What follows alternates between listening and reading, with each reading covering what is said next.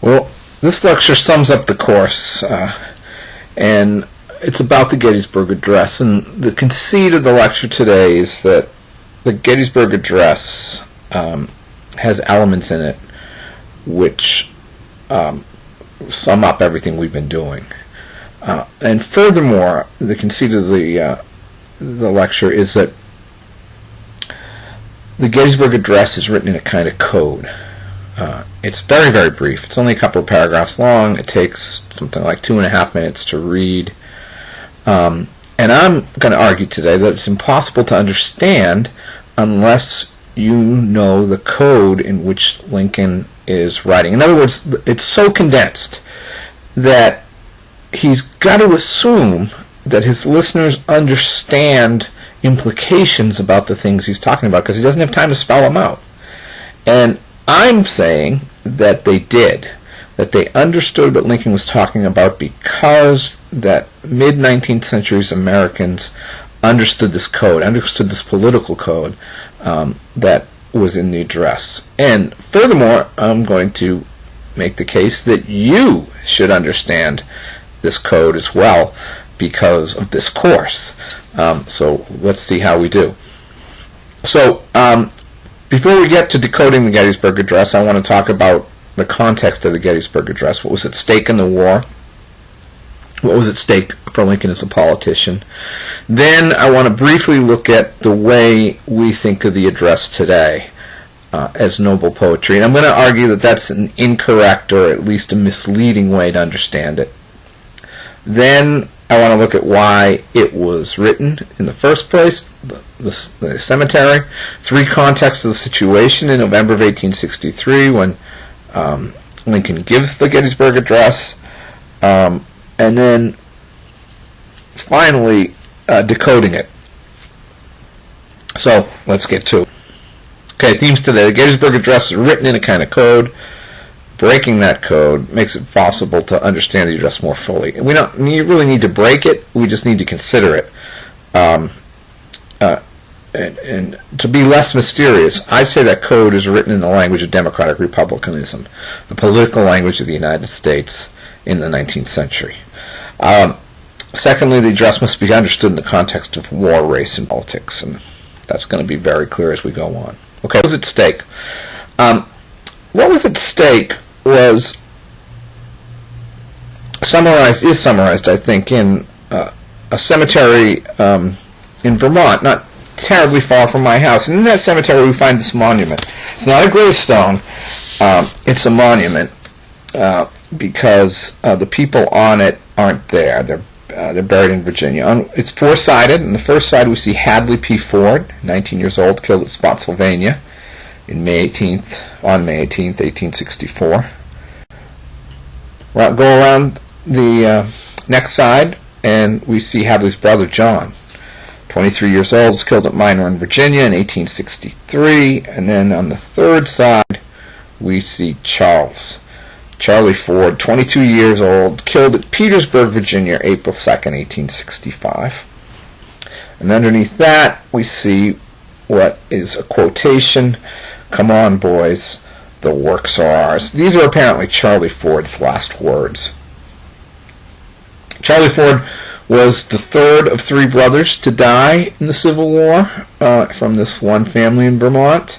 He was a story about how he was killed. This is from the journal of one of his colleagues in the 5th Vermont. April 2nd, 1865, we soon cleared all the works and marched back towards Petersburg, and again attacked them about 2 p.m., driving them towards Petersburg.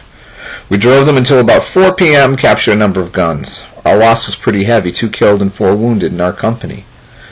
We lost as 2 good soldiers as we ever held, Corporal Ford and Edward Brownlee. They died nobly, fighting on the enemy's works, fighting like men. I cried bitterly. And then, 8 days later, we started for the front immediately, but this morning got the report that General Lee and his forces had surrendered. By this point, they're at Appomattox. And we got it reliable in the PM. We know now that the war has ended, and how it thrills me with joy to know that we've accomplished what we have fought most years for. I can hardly get it through my head that we can go on picket and not have to keep a vigilant lookout for rebels. All I want now is an education. I am bound to have one. We think the fighting is done, and that day is not far distant when we will start for home. We often think of Ed Brownlee and Charlie Ford, how hard it seems that they should get killed in the last fight. Well, what's at stake, in other words, in 1863 are the lives of these young men, or more precisely, the question about whether the lives of these young men have been wasted. That's what Lincoln has to face. Civil War costs hundreds of thousands of lives in American history, about 680,000. Lincoln's responsible for them in a real way, and he has to justify the war. And one of the things that the Gettysburg Address does is justify the war. That's one of its purposes. We don't remember that now, though. We think of the address as more poetry. Here's the Lincoln Memorial, and the Gettysburg Address is inscribed in the Lincoln Memorial. On one side is the Gettysburg Address, on the other is the second inaugural address, and in the middle is Lincoln, gigantic, imposing, marble, godlike. We have to forget this Lincoln, and we have to forget the noble poetry, the thing that people will read in hushed voices when they visit the Lincoln Memorial, and because that doesn't help us understand the Gettysburg Address. We got to think of it as a political speech rather than as poetry. And as poetic as it is, because Lincoln was a great writer, it's not poetry. It's a speech by a politician who's running for re-election, and it serves a political purpose. So forget noble poetry, leave the Lincoln Memorial behind, and let's look at it in the context of 1863. And we'll get back to the address itself.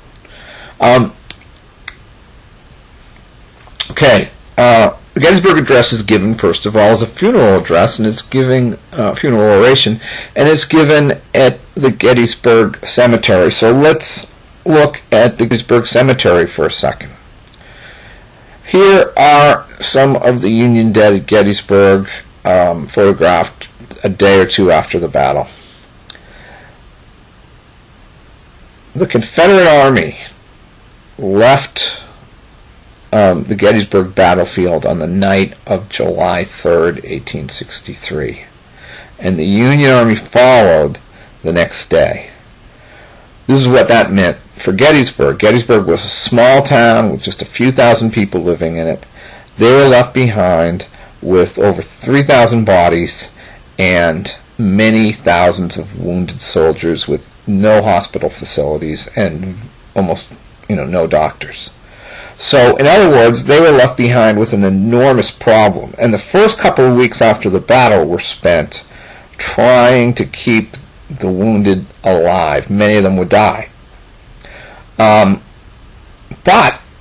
there's also this problem of the bodies, thousands of them, and hundreds of dead horses left behind on the battlefield, and it's the middle of July. It's hot. And you can see from this photograph that the bodies a day or two after the battle are already beginning to bloat.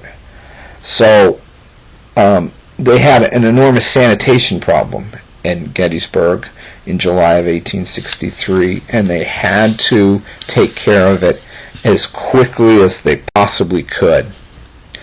So what did they do? They buried the dead in very shallow graves, no gravestones or anything, and you can see how shallow these graves are. They're almost barely adequate to cover the bodies. So they would drag bodies, and remember, these bodies are putrefying, they stink, they drag them short distances, as short as they could, bury them in these groups of 3 or 4 or 5, cover them up, and go on to the next group. So after the Battle of Gettysburg, there are these shallow graves scattered all over the battlefield. The bodies in them are putrefying. There are thousands of them. It's a major problem. Here's an image of some of the graves at Gettysburg just shortly after the battle. Another issue is identifying these men. The markers are pieces of wood. They're written on with pencil. It's very, very impermanent and obviously very inadequate as well. So there's a Confederate grave. One of the responses to this is the desire, because Gettysburg is a very significant battle, the desire to build an adequate cemetery for these thousands of dead soldiers. And here's the plan. The plan's drawn up shortly after the battle, within a couple of months. And then it's built, and it's built in a hurry. There's a national subscription to build an adequate cemetery at Gettysburg, and it's largely ready. The bodies of the soldiers are transferred. The remains are identified as much as possible. They're buried by state. We'll have another look at the cemetery a little more close up in a second. And the place is just about ready in November of 1863. The dedication of the cemetery is set for November 19th, and that's what the president is invited to speak at. In that cemetery there are over 3,500 Union dead, and you can see that 979 of them are unknown. Except for the unknowns who are buried together, they're buried by state. In Massachusetts, they're even buried by regiment within that state. So it's a huge job of sorting these and exhuming these corpses, and then reburying them, and landscaping, and everything else. It's an enormous task. Here's the cemetery in July of 1863, just after the battle. You can see all the broken windows and everything. This cemetery had been built by the town of Gettysburg, and it just opened before the battle. And this is what becomes the National Cemetery after the battle. Okay, Lincoln is invited to speak at this dedication. He's not invited to be the main speaker. You can see the second paragraph of this invitation. It says the Honorable Edward Everett will deliver the oration. He's just asked to make a few remarks. It is the desire that after the oration, you as Chief Executive of the nation formally set apart these grounds. So there's going to be someone who makes a big long speech, and not only one person, and Everett's oration was a couple of hours, and Lincoln's going to speak after and just kind of make a few formal remarks dedicating the cemetery. Everybody's been there for hours at this point. Lincoln is not asked to make a big speech, nor does he. Lincoln is a busy man in 1863, as you can imagine, and he has a very small White House staff. These are his aides. He's got two aides. John Hay, the one on the right, is later Secretary of State. And Lincoln does much, if not most, of his own office work. He's an enormously busy man, and that's another reason the oration's short. Okay, so Lincoln's invited to give this speech. And now I want to talk about what he was thinking about when he wrote the speech. And we're going to talk about three different contexts: the course of the war, the movement toward emancipation, and the 1864 presidential campaign, the election campaign of 1864. All of these three contexts, I should say, each of these three contexts, affected the address. And I think when we consider these together, we've come a long way to understanding what the Gettysburg Address's purpose is. It's threefold. It's to reassure Americans, Northern Americans, that the war is going to be won, first. Second, it's to incorporate the emancipation of slaves, a very controversial thing, into the idea of American liberty. And thirdly, it's to give voters the sense that there's a purpose behind the Civil War, a purpose that will lead them to re-elect Abraham Lincoln. Which isn't now, it's not at all certain that's going to be the case in 1863. Okay, the course of the war. The war until 1863 had not been going well in the East. It's going well in the West, and by the West I mean Mississippi and Tennessee. But it wasn't going well in the East, where the bulk of the population was and where the bulk of the attention was paid to the war. In other words, the war to capture Virginia, to capture Richmond, to defeat the Army of Northern Virginia, had largely been a failure. In fact, it had been a failure to the extent that the United States was on the defensive in the summer of 1863 in the Eastern Theater. So one of the things that Lincoln's trying to do in the Gettysburg Address is reassure the public that the war is, in fact, going to be won. So let's look at how the war had been going. And I'm only going to look at the fall and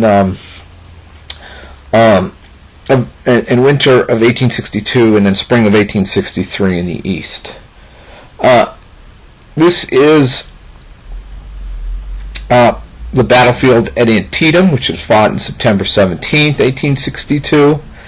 Antietam had been a horribly costly day. It's the greatest loss of life in American history before September 11th on a single day. It had largely been a draw. Robert E. Lee had crossed the Potomac into Maryland, and he does retreat back across the Potomac to Virginia after the battle. So it may technically, I guess, be called a Union victory, but it was a horribly costly one, and went very badly that day. It was a mischance for a Union victory, and just a disaster for the country that day.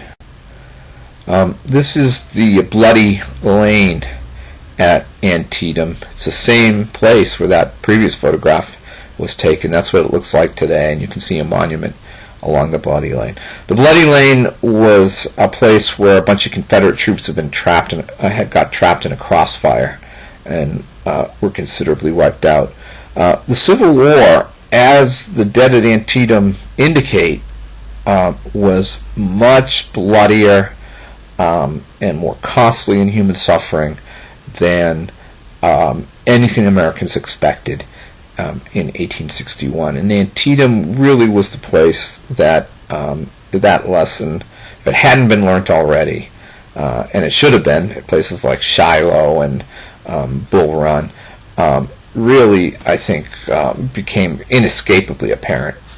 Okay, so in a Chancellorsville slide, resumes in the spring of 1863 at the Battle of Chancellorsville, just a few miles from the Battle of Fredericksburg, only about 12 miles away, when the Union Army again crosses the Rappahannock River and starts to head to Richmond, again fights this bloody, in the case of Chancellorsville, multi-day battle, and again suffers a crushing defeat,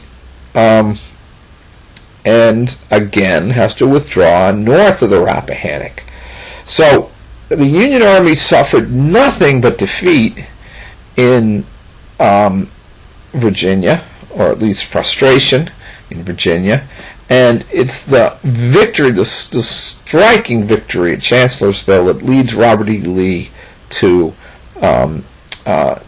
convince the civilian leadership in the Confederacy that the invasion of Maryland is a good thing, that with any luck they can capture Harrisburg, Pennsylvania, the capital of Pennsylvania, they can threaten Philadelphia and maybe Washington itself, and it's hoped lead to a negotiated end of the war, or in the best case scenario, the capture of either Philadelphia or Washington, in which case the Confederacy might even be in a position to dictate terms. So Lee is arguing for bold action. He gets permission, and he marches north into Pennsylvania in the summer of 1862, at the end of June, beginning of July of 1862, and that's going to lead to Gettysburg on July 1st.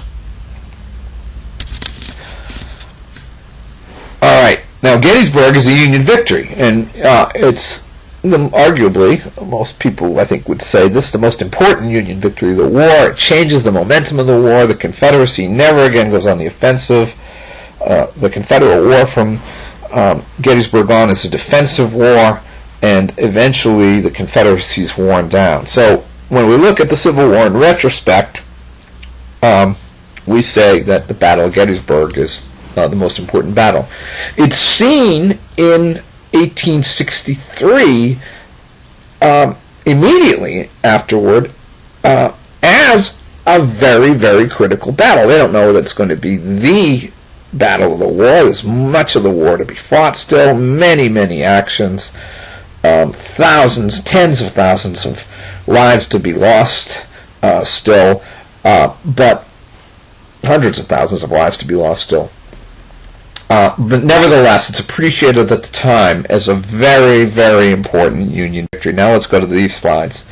At the same time that Gettysburg happens, there's also a very significant victory in the West. This is a slide of the Union Navy running past the port of Vicksburg. Vicksburg is one of the last defended places on the Mississippi River, and once the Navy runs past Vicksburg, Vicksburg becomes surrounded by General Grant, and here he is negotiating the surrender of Vicksburg a few months later. Now, Vicksburg falls, that is, surrenders to the Union on July 3rd, 1863, and that's the same day as the last day of Gettysburg. The fall of Vicksburg means that the Union Army controls the Mississippi River from the Gulf of Mexico all the way to Minnesota. In other words, the entire length of the Mississippi River is controlled by the Union Army and Navy after July 3rd, 1863, which means that west of the Mississippi River, Louisiana, most of Louisiana, that is, Arkansas, Texas, are cut off from the rest of the Confederacy. It's an enormous victory for the Union, and it happens the same day as the last day of Gettysburg. So when people wake up on July 4th, 1863, a kind of significant date, they hear news of these two great victories, one in the East and one in the West. And in that instant, it does seem as if the momentum of the war has shifted considerably in favor of the Union. And indeed it had. This is not an inaccurate perception. So, to get back to the context, Lincoln is giving the speech in November of 1863. The summer had seen these great victories, but the war was a very, very, very long way from being won. And he is trying to convince the American public in this speech that victory will come and that it was worth it. So that's one of the contexts for understanding the speech. Okay, second, movement toward emancipation. In March of 1862, Congress passed the Militia Act, and what the Militia Act did was authorize the creation of black army units. It authorized, in other words, black soldiers in the United States Army. Now, the Militia Act is a hugely significant step toward the eventual emancipation of slaves. It not only lets black men into uniform, but it also creates a situation in which these black men are unequivocally fighting for liberty, for the end of slavery, for the liberation of slaves. They're also fighting, for the preservation of the Union, but the primary aim of these black soldiers isn't the preservation of the Union, it's the end of slavery. And they are absolutely clear on that. Okay, another thing to consider is the Emancipation Proclamation. Lincoln wanted to issue the Emancipation Proclamation, and if you don't know it, the Emancipation Proclamation frees slaves whose owners are in rebellion against the United States. The Emancipation Proclamation does not end slavery as a legal institution. If you're not in rebellion against the United States, slaveholders in, for instance, Kentucky and Missouri and Delaware and Maryland, all of whom are border slave states, not in rebellion against the United States, slavery remains legal in those places, and the slaves in those places remain slaves. So the Emancipation Proclamation is a war expedient. It is a way to punish people who are in rebellion against the United States by saying their slaves are going to be freed. In July of 1862, a year before the Battle of Gettysburg, Lincoln came up with the idea for the Emancipation Proclamation. But his cabinet, and this is a picture of Lincoln with his cabinet talks him out of it. And they talk him out of it because they tell him it's going to look desperate. In July of 1862, the war is going very badly in the East, and these guys are thinking not only of domestic opinion, but of international opinion, particularly of British opinion. It's the most important foreign country they've got to consider. And they say we're going to look bad if you issue this Emancipation Proclamation. It's also going to be toothless because it only frees people whom we can't free. It only frees people we can't get to. So it's going to look like a joke, and it's going to look desperate. You shouldn't do it. Now, in truth, the Emancipation Proclamation only does free people who the United States Army can't get to when it's issued, when it finally comes out and officially it goes into effect officially on January 1st, 1863.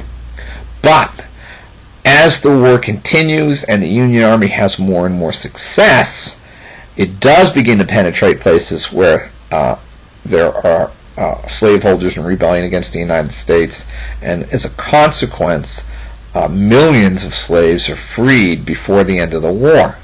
So it's a hugely significant document, but at the time, in July of 1862, the cabinet only sees it as something that's going to be perceived as desperate by outsiders. So they talk Lincoln out of it. And they say you need to wait for victory. Then it won't look desperate. It'll look commanding. So Lincoln shelves it in July of 1862, and he waits. And he waits until Antietam. We already said Antietam's fought in September 17th of 1862. It's not much of a Union victory, but Robert E. Lee does turn around and head back south over recrossing the Potomac River. So it blunts this invasion of Maryland, or turns back this invasion of Maryland, and Lincoln says, well, that's good enough. Now, Lincoln was unhappy with the outcome in Antietam. He thought that the possibility of a much greater victory had slipped through General McClellan's hands. He fires General McClellan in November of 1862. But nevertheless, he says that's enough of victory, and he issues the Emancipation Proclamation in September of 1862. He issues it less than a week after the Battle of Antietam. I think it comes out on the 22nd or 23rd of September in 1862. And it's something that doesn't go into effect right away. It's scheduled to go into effect July 1st, 1863, which it does. So the Antietam's fought in September 17. Proclamation's issued on September 22nd, and it goes into effect in January of 1863. Now, here are some of those black soldiers I mentioned. The South Carolina Volunteers, many of whom, I think we can assume, were born as slaves. And here they are listening to the Emancipation Proclamation, freeing the slaves of the rebellious states the day it comes into effect. Had to be an incredibly significant moment in the lives of those men. They become an army of liberation as a result of the Emancipation Proclamation. Okay, and here is one of the most famous moments in the history of the Civil War, and the most significant moment, I believe, for black people in the Civil War. It's the storming of Fort Wagner in July of 1863. Fort Wagner is a fort controlling the harbor, defending the harbor outside Charleston, South Carolina. And in this action, which the movie Glory is about, the 54th Massachusetts, which is a Negro unit, spearheads the attack on the fort. It's a very, very dangerous attack. The fort's heavily defended. It's very difficult to approach. You can only have small numbers of soldiers attack at a time. And in this battle, the 54th Massachusetts fails to capture the fort, but fights extremely bravely and takes an enormous number of casualties, takes 50% casualties, including its commander, Robert Gould Shaw, right at the top, dying nobly in front of the flag.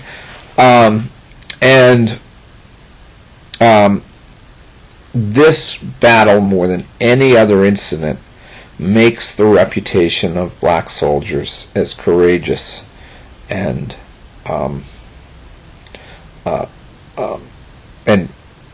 disciplined and all of the soldierly qualities they need to have to be brave and effective soldiers. So Fort Wagner is an incredibly significant victory. It's not a victory event, and you can see here that it takes place on July 18th. In other words, it takes place just less than 2 weeks after the end of the Battle of Gettysburg. So in 1862 and 1863, there are these very, very significant strides toward the end of slavery. And the Civil War arguably changes in that period from being a war merely for the preservation of the Union, if merely is the right word to say about that, to being a war that's about the preservation of the Union and the end of slavery. By the end of the Civil War, slavery's done for, and everybody knows it. It's not proclaimed at the beginning of the war. Lincoln doesn't get up and say, we're going to end slavery in the United States.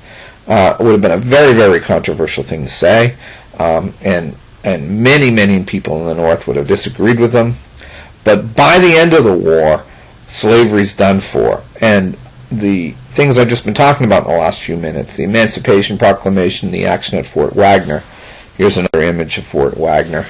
And again, the message, I think, of the image is the nobility and courage and fierceness and discipline of the 54th Massachusetts.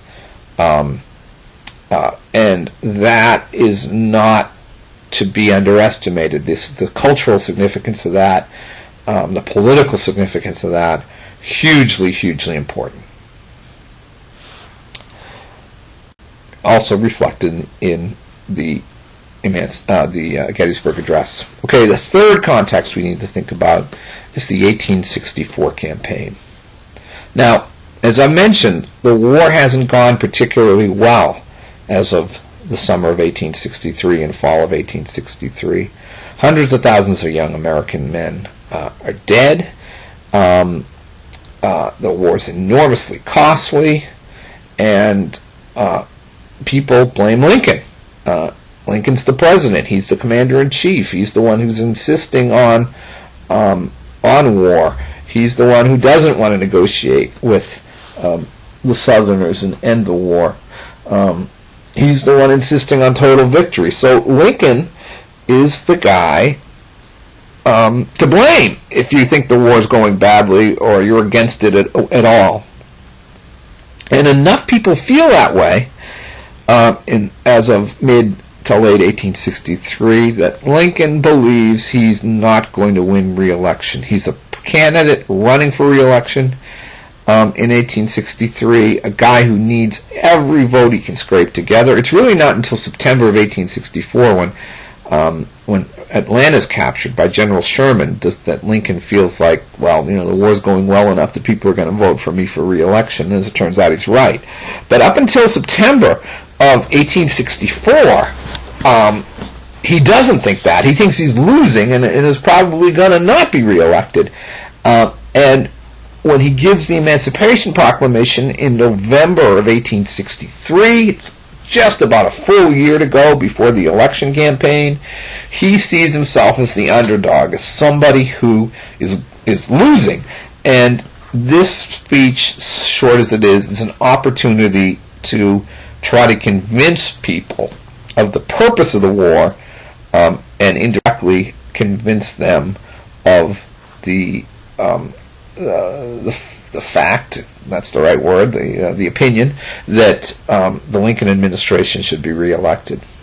Here's a cartoon about Copperheads. Copperheads were Northern Democrats who were against the war.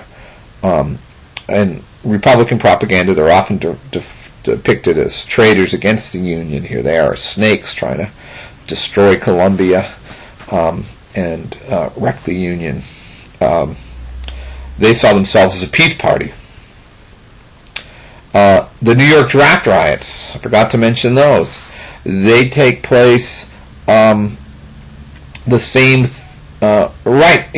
at the same time that the Battle of Fort Wagner is being fought. And the New York draft riots are riots against the Civil War draft, obviously, and there are also race riots. Lots, I think, in the hundreds of black people, hundreds of people die in the New York draft riots. Many of them, I can't really tell you how many, are lynched. They're black people who are lynched by white mobs because they see the change I've been talking about, the war becoming a war for the liberation of slaves, and resent it. So there's a lot of unrest in America, a lot of unrest in American politics, a lot of people who think Lincoln is a butcher and a failure, and he's going to try to convince those people, or at least other people, enough other Americans to vote for him to keep himself in office. There's one of the lynchings during the New York riots in July of 1863. And here are federal troops firing on the mob. I forget where this is. This is someplace downtown. And here's the Democratic nominee, or the guy who will be the Democratic nominee for president in 1864, George McClellan. McClellan's the general that Lincoln had fired in November of 1862. McClellan was somebody who believed Lincoln was completely incompetent. He thought the war was being mismanaged, and that in 1863 appears to be a very, very formidable opponent for Lincoln. All right, so those are the three contexts. Lincoln is trying to convince the nation the war's being won. He's trying to justify the liberation of slaves, and he's trying to create enough support for the war to translate into support for himself for re-election. So he comes to Gettysburg. Let me talk about giving the address for a little bit. Here's a draft of the address. And you can see it's written on White House letterhead, Executive Mansion. And you can also see that this is a clean copy of the speech. So why am I showing you this? Well, this document disproves the myth out there that Lincoln wrote the Gettysburg Address on the back of an envelope on the way to, on the train on the way to Gettysburg from Washington. He didn't. The Gettysburg Address was very carefully thought out. You can see that the one in front of us is not the first copy because it's a clean copy. There are no scratches out or rewording of sentences or anything like that. It went through multiple drafts, and it was prepared in advance. So Lincoln has the speech before he's riding that train from Washington to Gettysburg. And by the way, that's a short train ride. It can't be more than a couple of hours. And he comes to Gettysburg, and he stays in Gettysburg the night before the ceremony. Stays in town. Gettysburg is a very small town. And then during the day, spends a couple of hours along with everybody else listening to Edward Everett give one of these long and detailed and ornate 19th century addresses. Everett was a famous speaker. He spoke in the style that everybody was used to. We just consider it impossible to sit through today. But that's not how they were then. And as I say, Everett spoke, I think he spoke for an hour and a half before Lincoln. This is what the cemetery looked like. Now, you can see it's not manicured. It doesn't even have a grass on it. It's a bunch of rocks and dirt.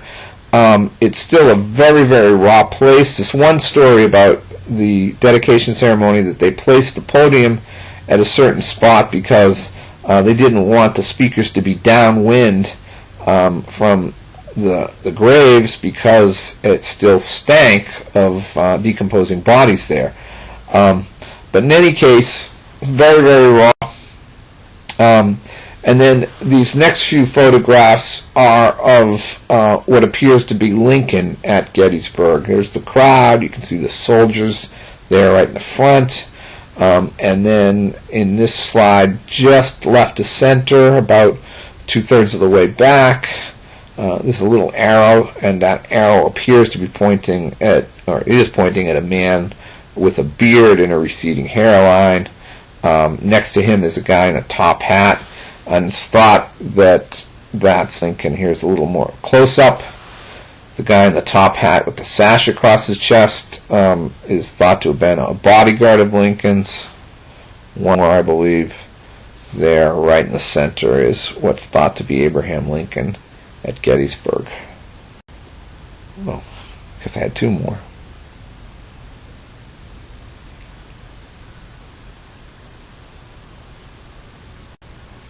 Okay, a view of the cemetery as a whole on the day of the dedication. Another view of the crowd. Not enormous.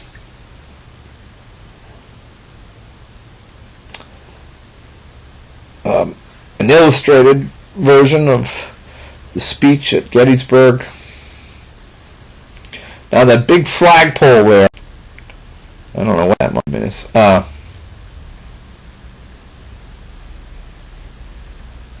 Okay, now let's look at the address itself. I'm going to pause here for a few seconds, and you should pause longer than that, long enough for you to read the address, which is on the next slide.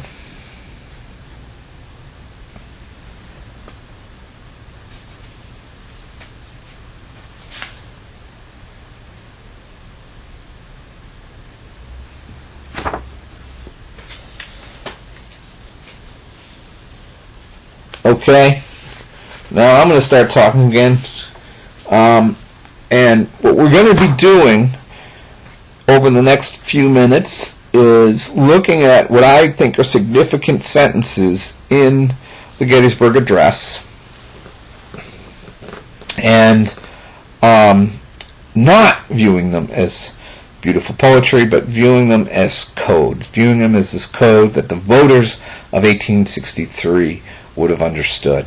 So let's start out with the first sentence. 7 years ago, Our fathers brought forth on this continent a new nation conceived in liberty and dedicated to the proposition that all men are created equal. It's also the first paragraph. Well, let's look at the first phrase. 7 years ago, our fathers brought forth on this continent a new nation. First clause. Why 7 years ago?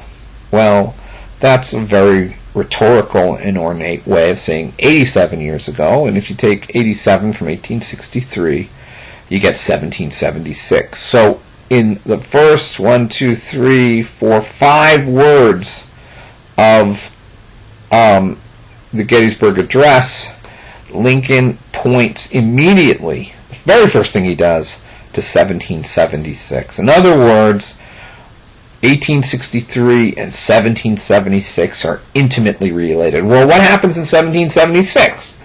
The American Revolution begins, obviously. You're not going to pass the course unless you know that. But in addition, besides just a revolution, Americans believe this creation of a new nation. What's new about this nation? Well, one thing, it's a new country. It's a country that hadn't had independent government before. That's obvious.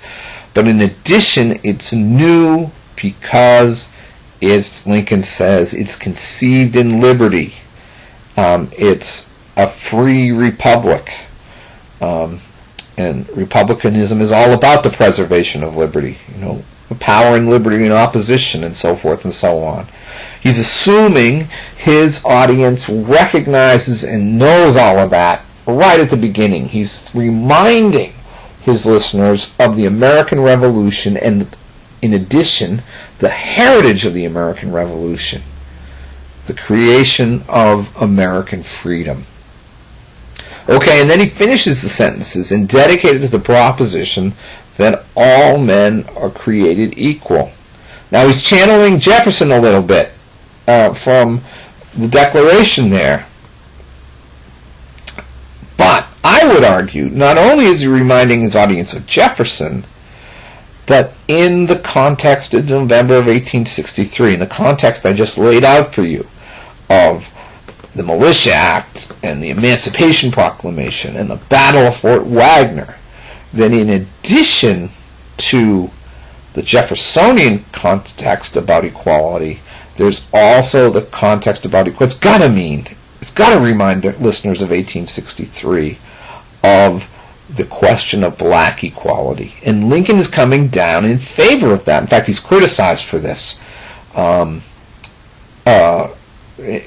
at least the Chicago papers, I think, and more than the Chicago Democratic newspaper, but many Democratic newspapers across the country, he's criticized for this as soon as the speech becomes public, that they're saying, hey, this war is not about the liberation of black people. The war is a war for union. We don't support the end of slavery. Lincoln's trying to pull a fast one. So in the first sentence, we've only gotten one sentence in.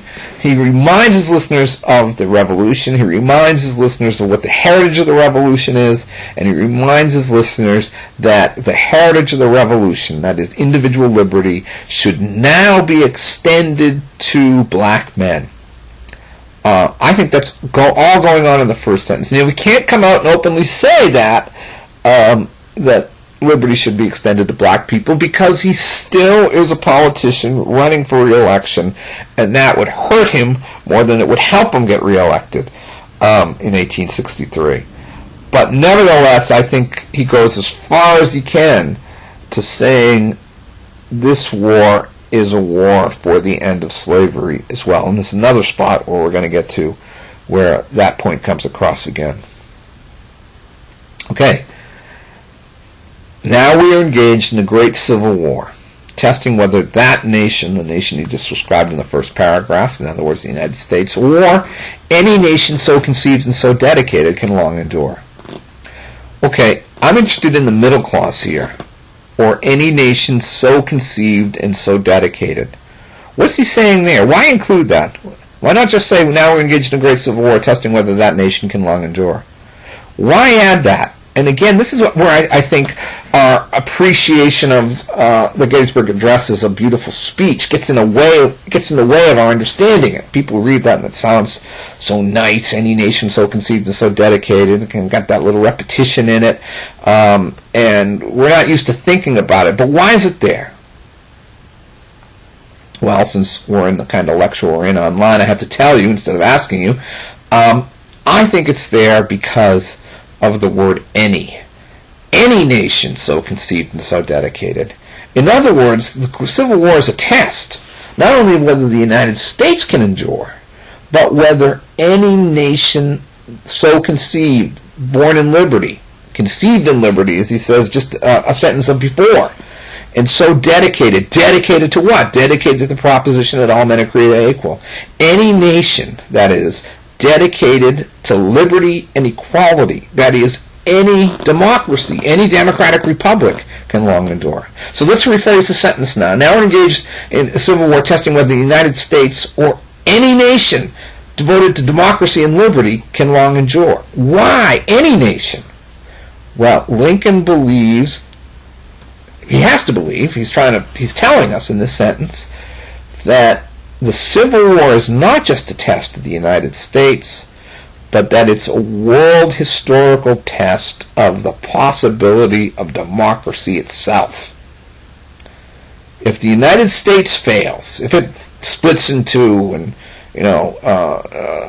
becomes a series of warring states, then what is the future for democracy? Americans in the 19th century believe we have so many unique attributes here. We've had such a unique history. We don't have an aristocracy.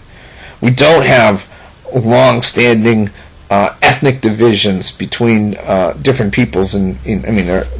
Slavery exists absolutely, and there's certainly the question of the Native Americans. But that's not how white people in the 19th century think. They're not thinking of racial divisions. They're thinking that we don't have the ethnic divisions that Europeans do. We do, but we've overcome them.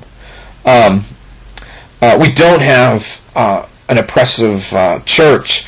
We don't have a history of bloodshed within the country. We don't have serfs and lords. We've had all of these advantages. We have the wealth and the size and the richness of the American soil.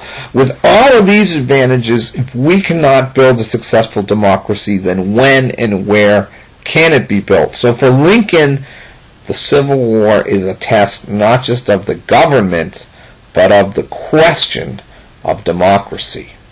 Okay, we're only two sentences in, and he's done all of that.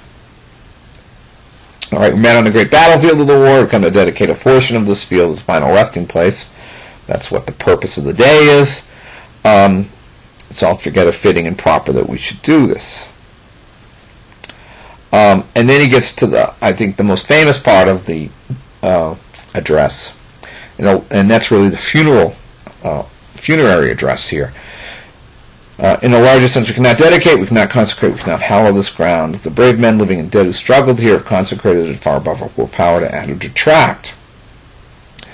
The world will little note nor long remember what we say here. Kind of ironic, but it can never forget what they did here. It's for us, rather, the living, to be dedicated here to the unfinished work, that is the work of preserving the Union, and implicitly the work of liberation, which they've fought here have thus far nobly advanced. It is rather for us to be here dedicated to the great task remaining before us. The future he's looking to now, and this is, again, why should you support the continuation of the war? Because it's not won. From these honored days we take increased devotion to that cause for which they gave the last full measure of devotion, that we here highly resolve that these dead shall not have died in vain, which they would have if the war had negotiated end or ended in failure. This nation under God shall have a new birth of freedom. Now again, I'm going to insist that this belief in a new birth of freedom, the word new and birth, is not just about preserving the freedoms that Americans had before the Civil War. What's new? What's the new birth of freedom in 1863? It's got to be the end of slavery. And then finally, the government of the people, by the people, for the people, shall not perish from the earth. Now, again, I think we should take him seriously and literally as we look at that last clause there. And again, this is where the poetry gets in the way. Government of the people, by the people, for the people. Is that just kind of a repetition? It's supposed to sound nice. What's he mean there? Well, I think we got to look at the prepositions to understand what he means. Government of the people. That is, government made up of the people. In other words, democratic self-government. Government by the people. Government created by the people. In other words, self-rule. And something Americans are immensely proud of in the 19th century, and which is they're unique. And finally, government for the people. Government that acts for the people. In other words, what's the purpose of government? Is it to make the aristocracy rich? Is it to create greater borders? Is it to conquer subject peoples? No. The purpose of democratic government is to allow the people the chance to live their individual lives in peace. So, what Lincoln's saying in these three phrases is democracy. American democracy as it's understood in the 19th century. That this is the type of government. It doesn't say this government. He doesn't say the United States shall not perish from the earth. He says government of the people, by the people, for the people. That democracy shall not perish from the earth. And again, he's making the case that the Civil War is a world historical test. A test of democracy. And if this government, this democracy perishes, democracy itself will perish from the earth. I think we have to take that seriously. So Lincoln is using the speech to argue that the war is a test of the possibility of democratic government for the entire future of the world, and that this is its meaning, and that if Americans in 1863 fail, if they let the Confederacy leave, if they allow slavery to continue, then democracy itself will fail. And that this is the higher meaning of the war. And, by the way, it's the reason you should vote for Abraham Lincoln in 1864. So, I think there's an incredible amount going on in this speech, that if we understand the context, then we understand the speech a lot better. If you read it as a nice, poetic piece of oratory, you're failing to understand it. And then one more point. I think this sums up our course. It sums up all we've said about slavery. It sums up all we've said about the creation of democracy in 18th and 19th century America. It sums up all we've said about the hopes to build something special about the uniqueness of republicanism and the American belief in that uniqueness. Lincoln believes all of that, as do his listeners. He wouldn't have made this speech unless he thought his listeners believed these things too. So the Civil War, in a sense, is a summation of everything that's gone before, and I think it's an appropriate place to end our course. Thanks for taking it, and thanks for listening.